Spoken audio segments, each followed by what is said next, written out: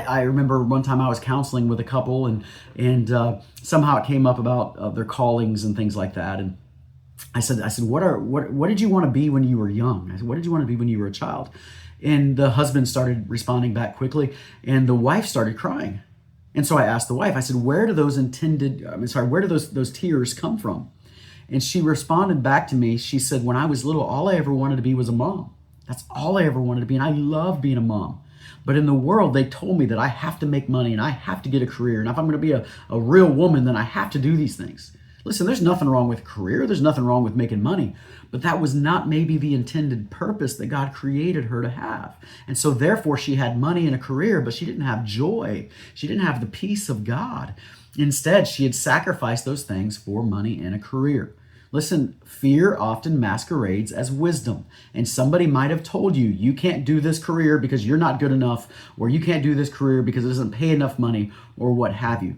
But I'm telling you that if you really want to live out your purpose, you're going to stand out of the crowd. You're going to be different. You may take jobs that make less money. You may take different career paths than other people take. You're going to stand out of the crowd. You're going to be different. You're going to be special. But that's how God created you to be. God made you for a purpose, on purpose, and for a purpose. You're not a mistake. You are a masterpiece. So as I begin to wrap up this podcast, let me give you these 5 questions real quickly again, and then maybe a little bit of a bonus at the end, but 5 questions. And I challenge you to process and think through these questions deeply, because the most powerful thing you will ever experience in your life is realizing why God put me here. So the questions are, number 1, what do I cry about? Number 2, what do I sing about? Number 3, what do I dream about? Number 4, what am I good at and I love doing, and where those 2 things meet? And number 5, where do I enjoy the journey, not just the destination? And then I'm going to throw that bonus out there for you as well. I call it a number 6 or a bonus.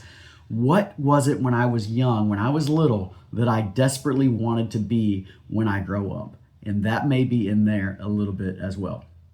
All right, with all that being said, thank you so much for joining us on the show today. I hope it's been beneficial to you. I hope it's been encouraging, and I hope it's been practical that you can actually step into the purpose that God designed you to have. Now, if you enjoyed this episode, do me a favor and make sure that you subscribe to the podcast. Make sure that you like the podcast. You may want to share this episode with some people that you think it might be beneficial for them to watch or hear it.